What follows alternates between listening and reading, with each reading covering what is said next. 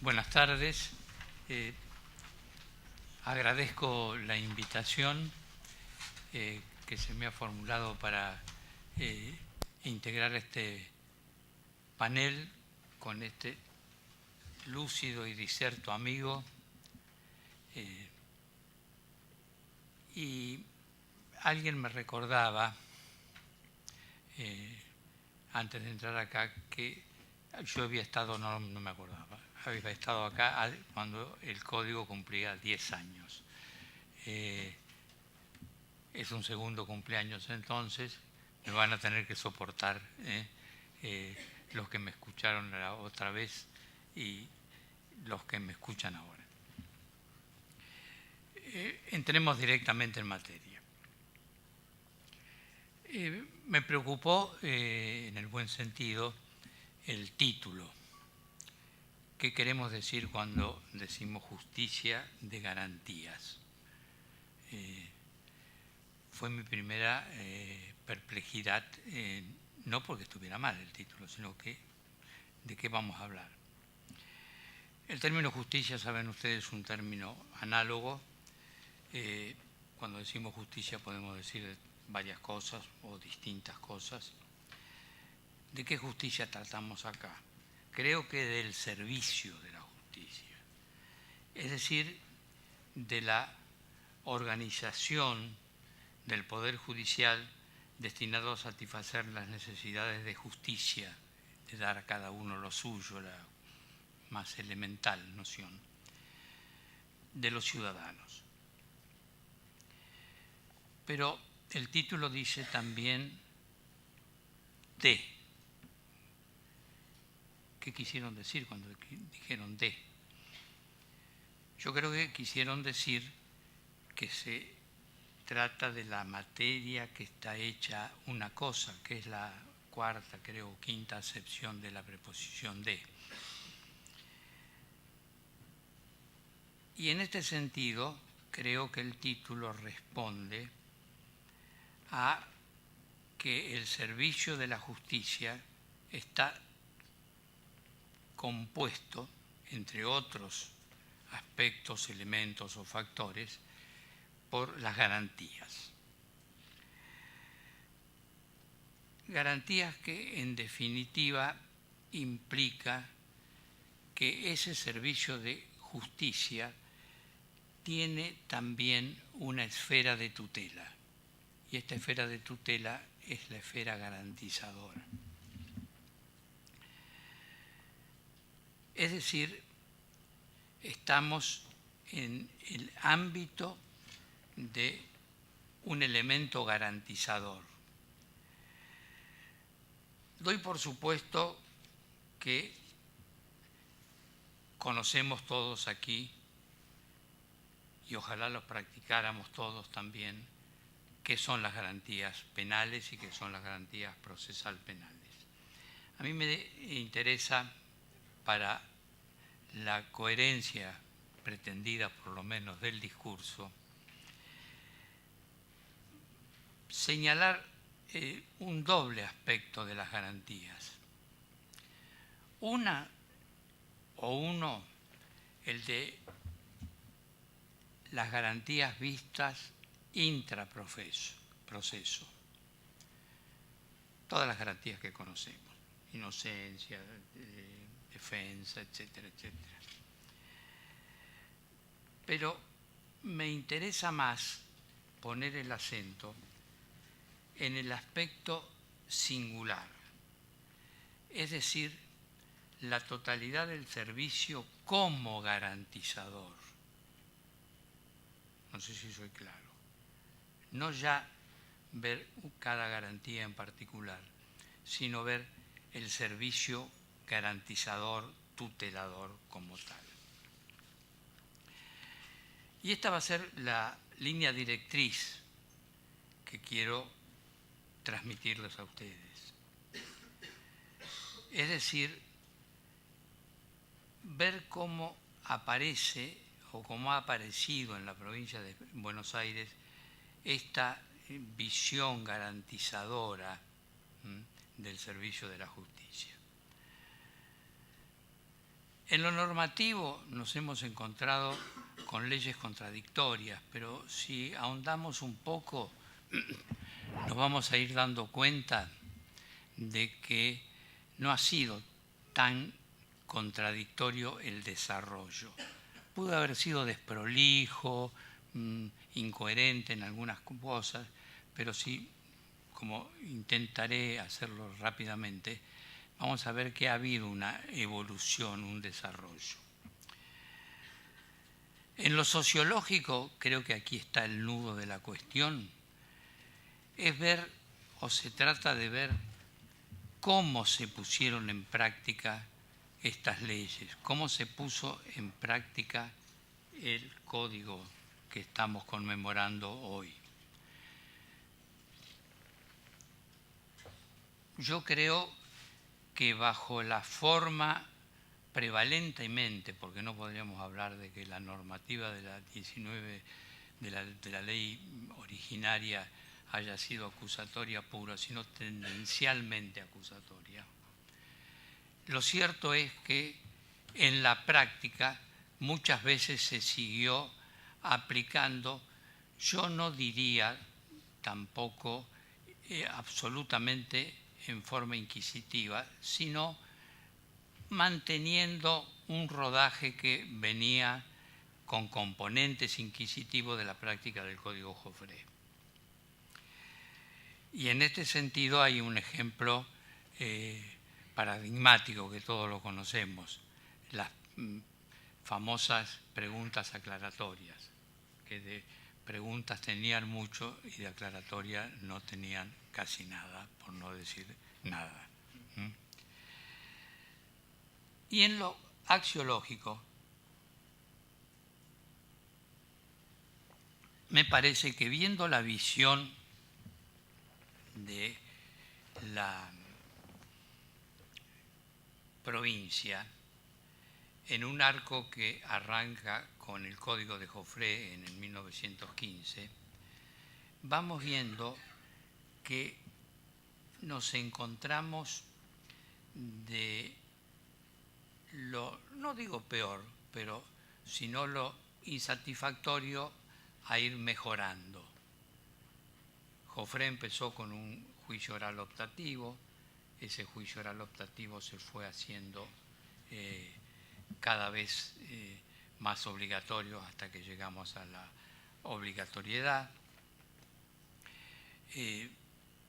Joffre habló de la garantía de la publicidad y esa publicidad se fue perfeccionando a través de los tiempos hasta llegar a un proceso público y sobre todo público, esto creo que vamos a coincidir con Nicolás, un proceso público que bajo la forma de la audiencia pública fue apareciendo en la primera etapa, porque evidentemente decir que la oralidad lleva a la publicidad pareciera que no hemos hecho un gran descubrimiento científico, esto es una cosa que se impone por sí mismo. Y lo que me parece más importante para hoy es el tema del jurado. Si nosotros analizamos el panorama de la provincia y volvemos a Joffre, es decir, toda la cultura jurídica, procesal, penalística de la provincia de Buenos Aires está bajo el paraguas de Joffre,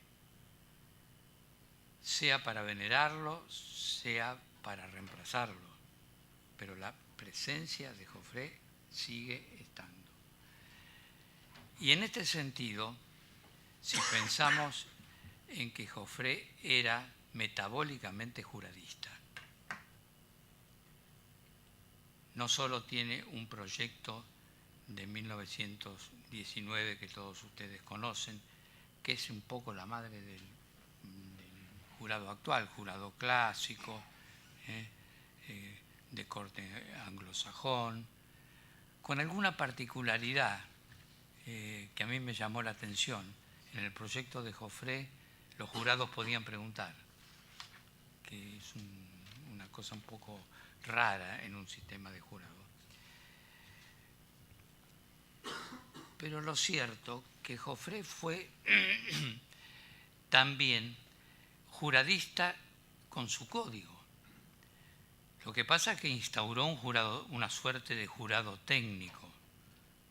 La estructura de veredicto y sentencia que tiene la forma de producirse, la decisión jurisdiccional de mérito de fondo, tiene la armazón propia de un jurado y lo tiene también la convicción sincera como forma de apreciación de la prueba. De modo tal que creo que el pensamiento de Joffre con respecto al jurado actual, siempre habría que tenerlo en cuenta. Volando muy rápido y pensando en el código que hoy se conmemora, el código tuvo muchos defectos, no tengo duda. Yo tuve el honor de trabajar en la comisión, asumo la responsabilidad que me pueda caber, fue mínima, supongo que será el 2%, el 3%, en la elaboración. Pero creo que tuvo, más allá de esos defectos, o críticas que se le puedan hacer, tuvo una gran virtud que fructificó hasta el día de hoy, rompió una tendencia. Fue realmente una solución de continuidad. Con algún matiz que me parece que habría que tener en cuenta y que también condiciona me parece que no se haya asumido la reforma, sobre todo por el Poder Judicial en sí mismo, que frunció la nariz al comienzo, no nos engañemos, y no quiero agraviar a nadie, costó. Yo le decía al doctor Blanco en el viaje que mi experiencia personal fue que los procesados, las víctimas, fueron los que entendieron más rápido la lógica interna del sistema. A lo poco tiempo era notable, no sé, los que han ejercido la defensa y lo recuerden, cómo los imputados y demás hablaban de UFI, ya se había interiorizado. ¿Qué quiero decir con esto? Que el sistema fue arraigándose, insisto, como en una cordillera, con picos, con valles y demás, pero se fue realmente arraigando. Fue una verdadera, el acusatorio, una verdadera reformulación del sistema. No fue una mera reforma. Y también hay que entenderla que el código, solamente código, no fue toda la reforma. Tribunal de Casación, Consejo de la Magistratura, con posterioridad, leyes que nos acercaron a la idea de conciliación, ley del Ministerio Público, que completa el sistema, ley de las policías, que se fueron afinando y fueron acotando el marco de referencia, insisto, de este servicio de la justicia. Pero también en lo que nos interesa acá, el sistema incorporó nuevas figuras, algunas que no aparecen a primera vista tan vinculadas con las garantías, pero que de alguna manera también lo están. El paradigma de esta incorporación es más que obvio, fue el juez de garantías, que a mi juicio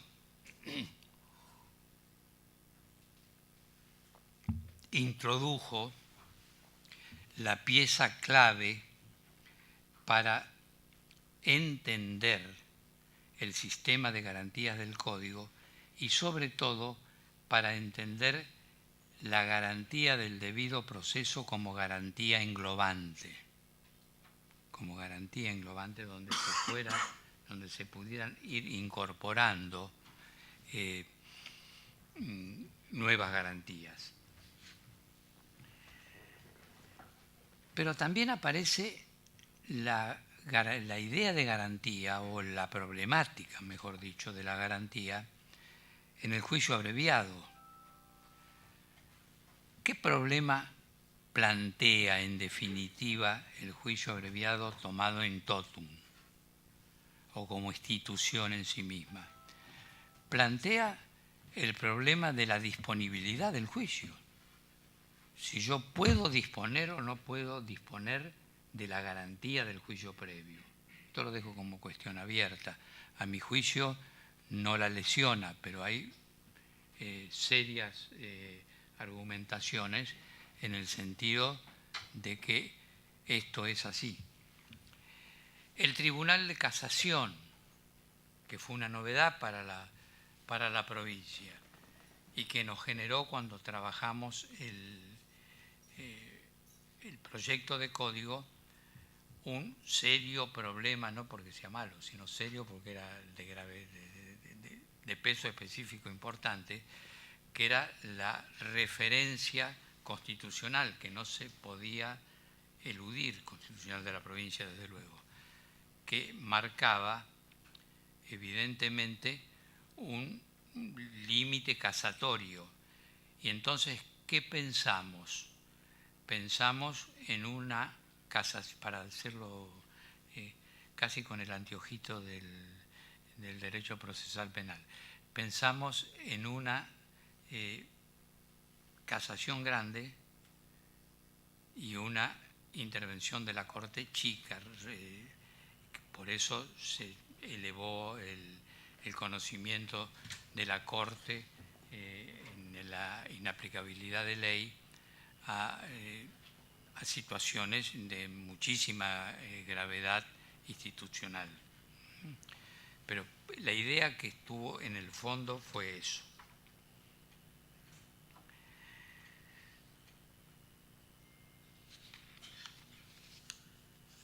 ¿Cómo vamos en tiempo? Vamos bien, vamos bien. ¿Eh? Sí, vamos bien. Vamos bien, bueno. Vamos bien, Pedro. Vamos bien, perfecto. Entonces decir algo mínimo, no lo puedo eludir, que ha significado una crítica a este código, que es el famoso tema del garantismo.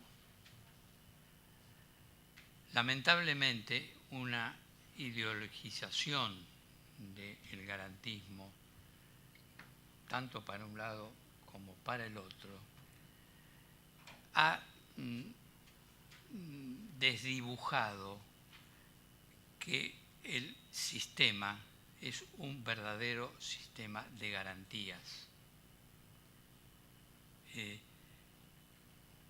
Y en ese sentido yo creo que tenemos que seguir insistiendo que este sistema, el acusatorio, más puntualmente, como lo vamos a ver ahora, el acusatorio adversarial, es en sí mismo un instituto garantizador.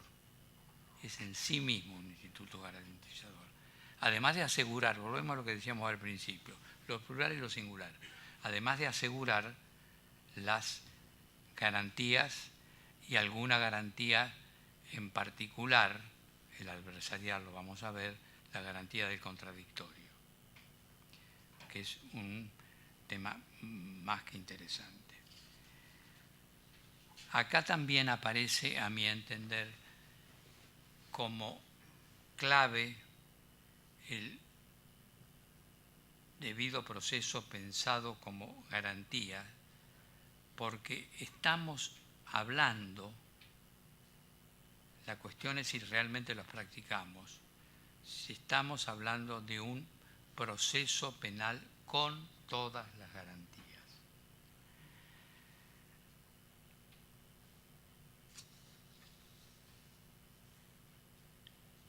El código y lo que lo ha rodeado, las leyes que lo ha rodeado, me parece que debiera pensarse como un objeto cultural. Y acá también, como un objeto cultural, vuelvo a la asunción de responsabilidades, genera los dos métodos posibles que hay para construir un producto cultural jurídico, como es un código. El unipersonal, el código Joffre, o este código, o el del jurado, el código de todos y de nadie. No sé cuál de los dos sistemas es mejor. Uno, el unipersonal, tiene la coherencia, tiene la enjundia, quizá la capacidad unipersonal de quien lo ha hecho, pero tiene la desventaja con respecto al otro sistema, que es una sola opinión, y no es la opinión del conjunto. Yo prefiero la producción cultural elaborada en conjunto, porque en el fondo, cuando pasa la primera turbulencia, tiene menos resistencia. Yo he trabajado también en el servicio de salud, además del servicio de justicia y demás.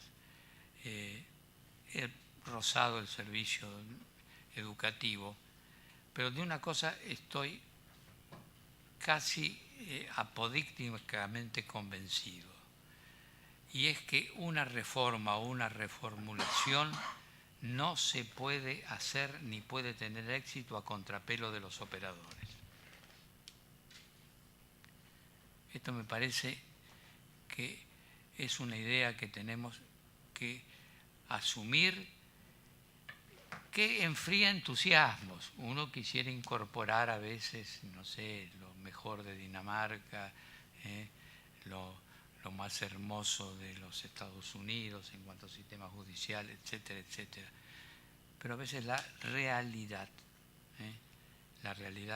de la cultura jurídica media de un sistema procesal penal nos está de alguna manera acotando.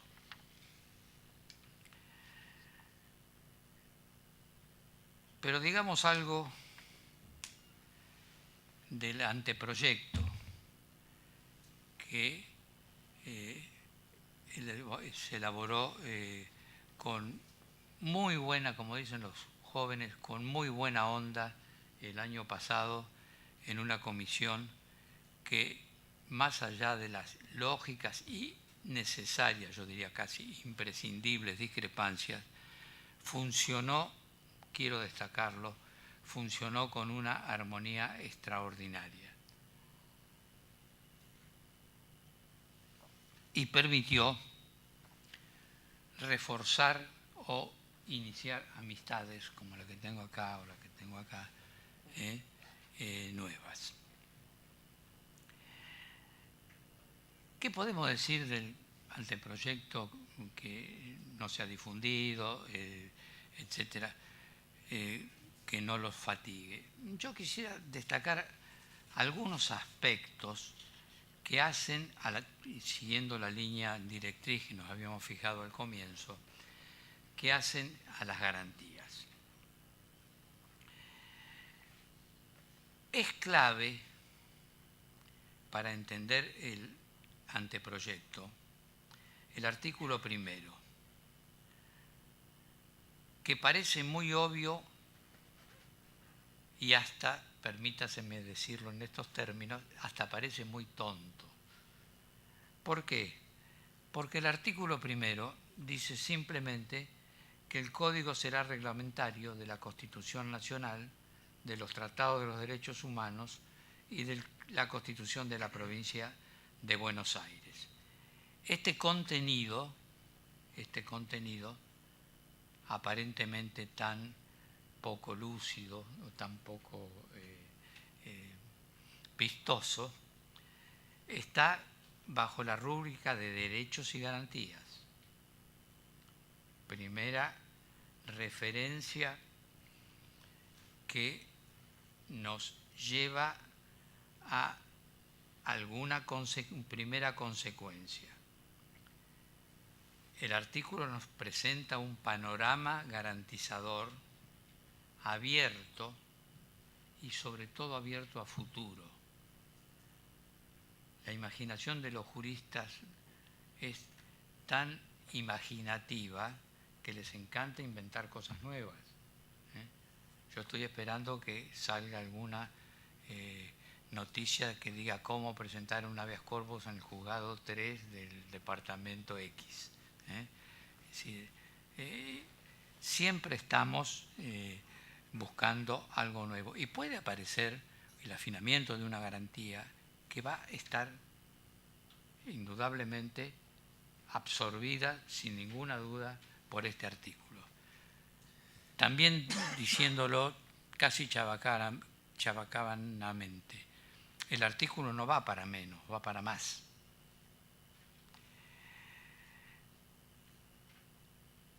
¿Y qué significa además ese artículo? Esto sí que está escondido, pero que me parece trascendente.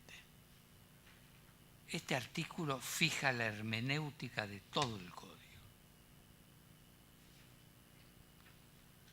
El código no podría funcionar, el proyecto por supuesto, devenido código, no podría funcionar si no es bajo esta clave hermenéutica. La hermenéutica en definitiva es una clave con la que yo leo determinada cosa, filosófica, literaria, jurídica, etc. Es decir, este artículo está fijando el modo de comprensión de todo el sistema codificado. Es una clave de lectura, en definitiva, y que marca una política jurídica procesal. Siempre hablamos de la política criminal, de la política penal, pero a veces no nos detenemos en la política procesal penal. Este sería un tema. ¿Cuánto llevamos? Vamos bien. 5 minutos. 5 más. Bueno, 5 redondeamos. También aparece como interesante considerar al jurado como garantía. Lo mismo que decíamos del juicio abreviado en mala partem, digamos del jurado en bona partem como una garantía en sí misma. Hendler ha planteado, lo deben conocer la mayoría de ustedes o todos ustedes, ha planteado la problemática de la disyuntiva del jurado como prerrogativa del imputado o como una garantía colectiva. Es decir, si el jurado es una modalidad de la prestación de ese servicio de que hablábamos al comienzo, o si el jurado es un resguardo frente al poder, no al poder judicial con mayúscula, sino al mayúsculo poder que se utiliza con minúscula.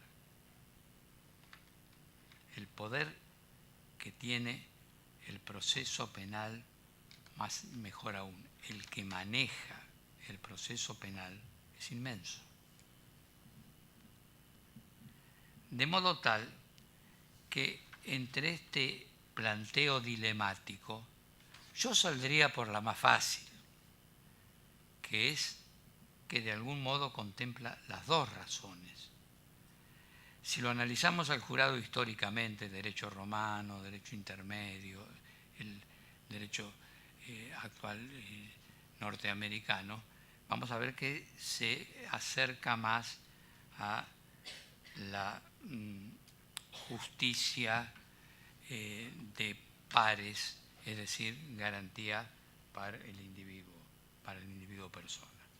Pero me parece que no tenemos que dejar de considerarlo también, y esto hace a esta charla, como una garantía institucional. Y por fin, para terminar, me parece, y esto lo marca con mucho entusiasmo el anteproyecto que estamos considerando, y en una temática que me parece que estamos todavía en pañales, que es el sistema adversarial como garantía del contradictorio. Hemos puesto el acento muy fuertemente en el acusatorio, pero la sustancia del acusatorio es muy simple, casi abstracto institucional. Lo central del acusatorio es la división entre la acción y la jurisdicción, que tiene que estar en cabeza de dos personas o más, pero en dos cabezas distintas. Esto es el acusatorio. Y lo adversarial es inherente al acusatorio. Esto es lo que dice por allí Hauchen. O como lo dice la exposición de motivos del anteproyecto, y es una expresión que a mí personalmente me gusta más, es un contenido del acusatorio y que tiene algunas notas que para ir cerrando me gustaría destacar. En la medida que pone lo adversarial en equidistancia al tribunal, sea el tribunal técnico o sea el tribunal de jurados, que es otra de las ideas del anteproyecto, tomar como paradigma el ideario del tribunal de jurados y de algún modo trasladarlo al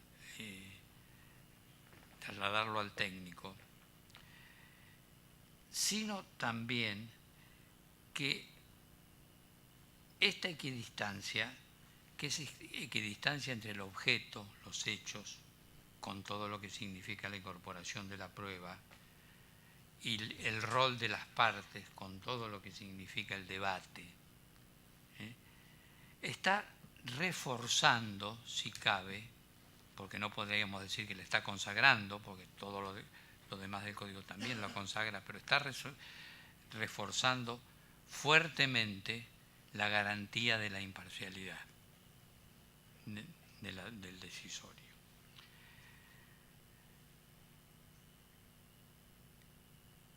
Y con esto termino.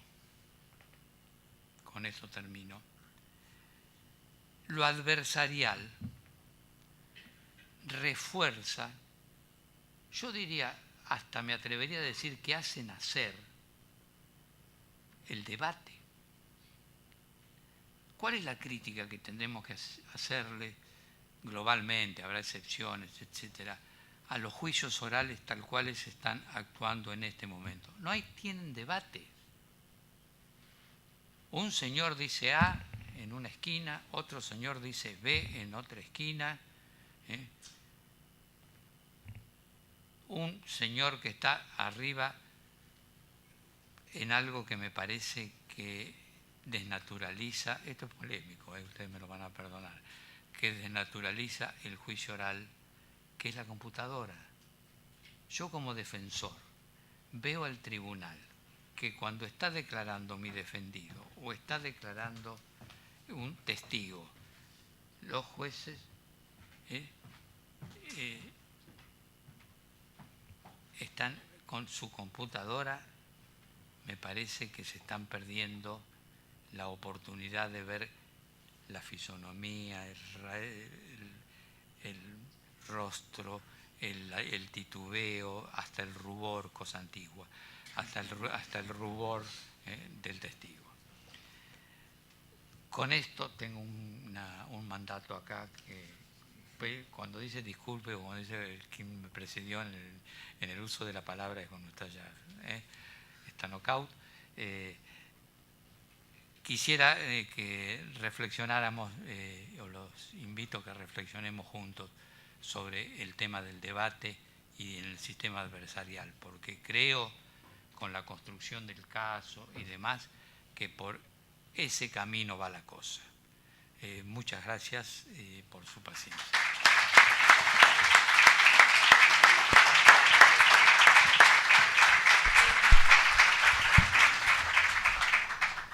A continuación, la palabra del doctor Ceballos. Bueno, buenas tardes a todos. Voy a tratar de contarles un poco lo que tenía pensado para hoy. Antes, en mi rol de presidente del Colegio de Magistrados, que también organizamos junto al Colegio de Abogados, Fundejus y el Instituto de Estudios Judiciales, me parece que debo destinar unos minutos de agradecimiento a quienes posibilitan esto.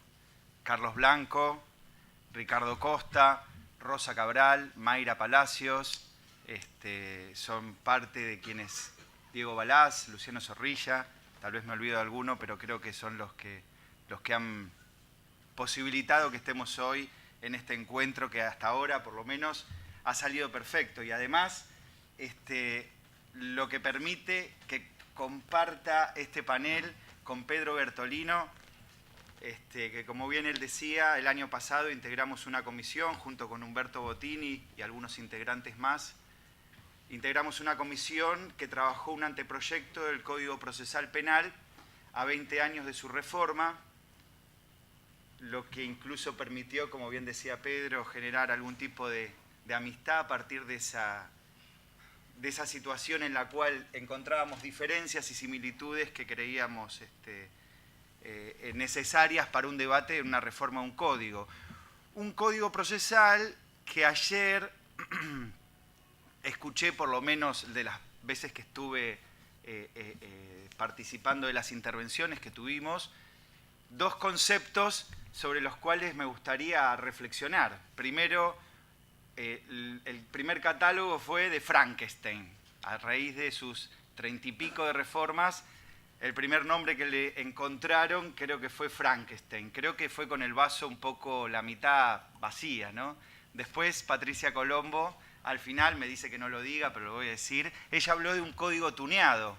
Y realmente podría acercarse más mi visión con la de Patricia que con la de Frankenstein. Perdón, ¿puedo agregar? Por supuesto. Yo lo pienso como electroencefalograma.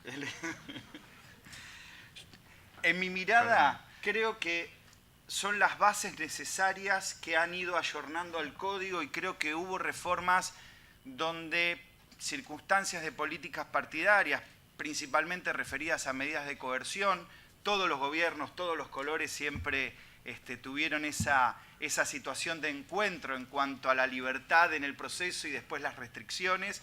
Sacando esas circunstancias, me parece que el código a lo largo del tiempo se ha ido ayornando. Incluso creo que ha sido la base sobre la cual nosotros en este anteproyecto hemos trabajado para pensar en un nuevo código. Porque hay instituciones que están arraigadas en nosotros y que son positivas y creo que incluso hicieron fuerte base para que otros modelos procesales provinciales lo adoptaran y lo copiaran. Incluso el sistema de flagrancia en el ámbito nacional es fruto de eso que hemos trabajado acá en la provincia. Pero bueno, yendo en lo concreto a la justicia de garantías, de lo que vamos a hablar esta tarde en este panel, lo que preparé es como título, idea fuerza, que podamos reflexionar y que quede ahí en el ideario de esta charla, es las expectativas en estos 20 años que tuvieron los sujetos procesales sobre el juez de garantías. Es decir, ver cuáles fueron, desde mi mirada, obviamente totalmente subjetiva, cuáles fueron desde los sujetos procesales estas expectativas que incluso creo que muchas veces no fueron cumplidas, pero que podrían ser ideas o circunstancias que marquen la necesidad de reforma o de alguna manera tomarlas en cuenta para ver si es posible, a partir de todo el sistema normativo, cumplir estas expectativas. Por lo tanto, me voy a centrar en los sujetos procesales y algunas caprichosas elecciones que he dado para ver qué pasó con esas expectativas que tenían los sujetos procesales sobre el juez de garantías. En principio, creo que el fiscal, más allá de las reformas que tuvimos en estos 20 años sobre la relación de la urgencia que el fiscal tenía en el avance del proceso y la obtención de prueba, creo que esto fue una expectativa que de alguna manera, con la posibilidad de hacer allanamientos o secuestros de urgencia, fue cubierta de alguna manera, pero hoy prevalece, por lo menos en lo que se refiere al sistema normativo como está dado en el Código Procesal de la provincia, prevalece esa necesidad de empezar a arraigar más un código procesal adversarial que sostiene un Ministerio Público fuerte y estratégico, que de alguna manera va avanzando en el tiempo y diseñando su línea de acción con lo que el código hoy está escrito expresamente. ¿Qué quiero decir? Si el fiscal pretende realizar una medida de injerencia, ya sea un allanamiento, detención, intervenciones telefónicas, lo que el código dice es que se lo pide al juez de garantías, ahí creemos que está cumplida la circunstancia del acusatorio, pero sin embargo, como jueces de garantías, nosotros tenemos que analizar si están los motivos suficientes para realizar ese ingreso. Esto implicaría que yo me tengo que poner en el rol, o la mirada, mejor dicho, del fiscal, ver cómo él observó esa prueba y a partir de ahí decidir o no esa intromisión. Creo que esta práctica, que es la que nos obliga el código incluso a raíz de una lectura del expediente, altera un poco lo que estamos planteando sobre un sistema adversarial. Me parece que la palabra clave, y no me voy a extender mucho más que esto para no aburrirlos, es la razonabilidad de la medida. Cuando nosotros, como jueces de garantías, por lo menos algunos colegas que veo acá, charlamos y conversamos sobre estos aspectos, pienso que cuando un fiscal hace una medida, un allanamiento de urgencia, uno no puede colocarse en la piel del fiscal y ver si tenía esos motivos suficientes, sino analizar si eso que hizo era razonable. Es una perspectiva diferente que, aunque implica evaluar y auditar de alguna manera la evidencia, deja la posibilidad que el Ministerio Público, en esta formación nueva y adversarial, pensada en el ámbito estratégico y el diseño que por lo menos así pretendemos pensar hoy al Ministerio Público Fiscal, debiera ser de alguna manera calibrado. Otro de los aspectos que veo incumplido por parte del sujeto procesal, el fiscal, en sus expectativas a estos 20 años respecto del juez de garantías, es el avance del proceso a juicio. Hoy nuestra letra del código dice que se avanza al juicio con probabilidad. Ningún código moderno obliga a que un juez de garantías evalúe la calidad de la evidencia para ver si llegamos a una probabilidad. Esto es algo propio de un sistema adversarial en el cual el fiscal debe analizar si tiene un caso sustentable con posibilidades de éxito en un juicio. A partir de ahí, el juez de garantías no analiza probabilidades, no analiza estados de convicción que son incluso propios del fiscal. Lo que debe analizar es esta razonabilidad a la luz de que no sea algo palmariamente arbitrario.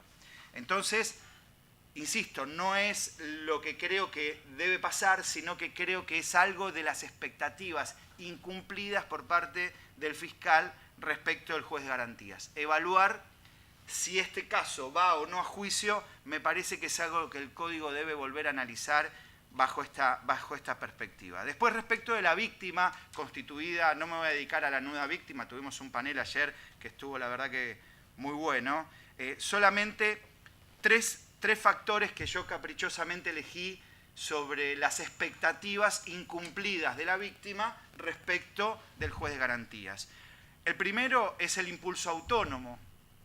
El impulso autónomo, si bien fue garantizado a partir de la etapa intermedia en adelante, luego del fallo Santillán, etcétera, que vimos también con el repaso que nos dio ayer el Gurí Blanco en la intervención en el panel específico de la víctima, restó por parte de la víctima cumplir su expectativa de tener un impulso autónomo cuando el fiscal en el archivo, en la desestimación o en la aplicación de un criterio de oportunidad pueda seguir el impulso de manera autónoma.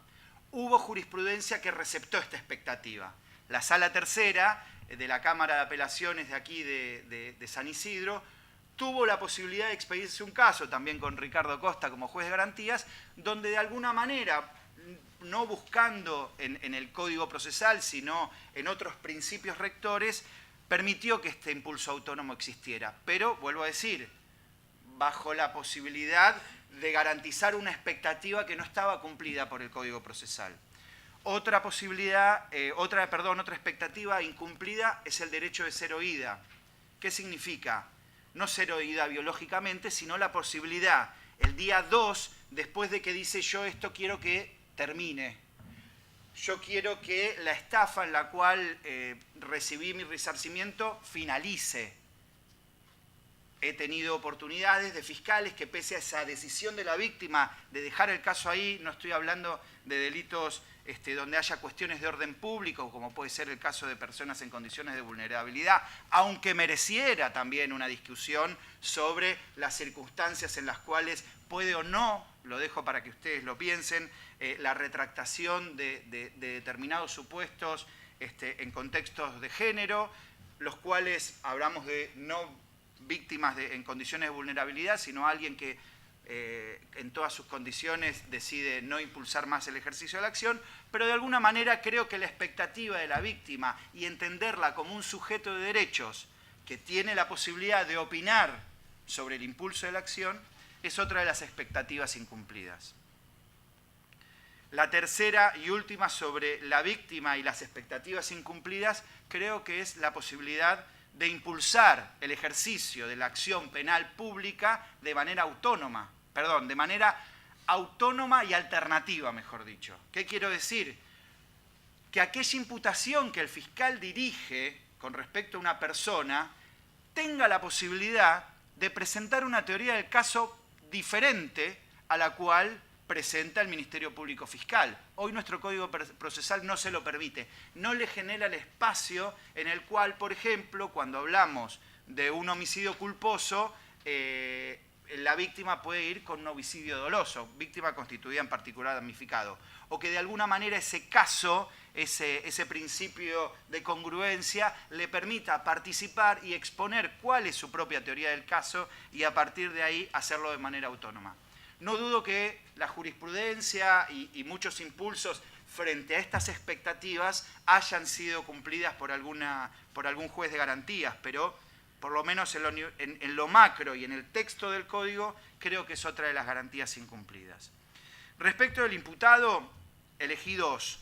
Primero, el derecho de ser oído. El derecho de ser oído como parte de un principio elemental y creo que hasta ajeno a la reglamentación local de un código procesal. ¿Por qué? Porque está en la Convención Americana de Derechos Humanos y los pactos internacionales. Derecho a ser oído por un juez, sin motivación, sin limitaciones, sin nada. Es un derecho convencional puro que debemos aplicar sin reglamentación. ¿Qué quiero decir? Hoy, El 308 dice, motivadamente podrá pedir la intervención del juez de garantías. ¿Motivado en qué? La persona con un derecho convencional quiere ser oído. Frente a esa situación, creo que la expectativa del imputado podría decirse que estos 20 años en este aspecto está incumplida. Primero, porque el ambiente de un Ministerio Público Fiscal, la Fiscalía, como dice el Código, para cumplir este acto procesal, no es un ambiente imparcial.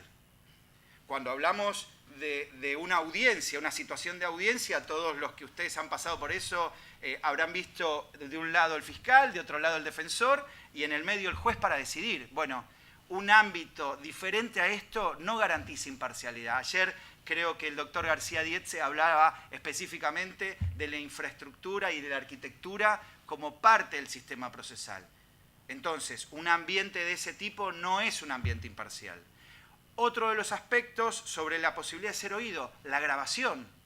Hoy los juzgados de garantías con los sistemas de flagrancia graban lo que el imputado está diciendo.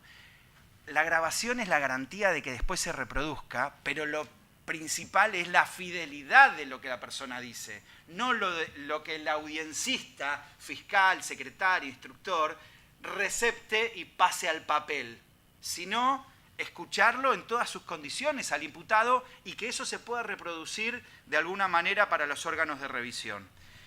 Y bueno, lo que les decía antes, la restricción, los motivos fundados. En este aspecto les cuento que el anteproyecto que trabajamos el año pasado, una de las cuestiones que garantiza es esta posibilidad, de hacer una audiencia, lo que los códigos modernos hablan la formalización de la investigación. Si el imputado quiere ser oído por un juez, lo puede hacer en cualquier circunstancia y sin ningún tipo de restricción. Porque pedir que esté el juez no significa que no confía en el fiscal. Quiere que lo escuche el juez, punto. Nosotros en Pilar, yo soy juez de garantías en Pilar, creo que en alguna oportunidad, la veo a Graciela Mazzone y no sé si está por ahí la fiscal, que en alguna oportunidad lo hemos hecho y así por lo menos lo hemos aceptado en nuestro distrito de Pilar, que esto sea así. Sin un código que lo reglamente, sino con la convención pura, lo hacemos en este formato de audiencia y creo que han sido fructíferas esas situaciones.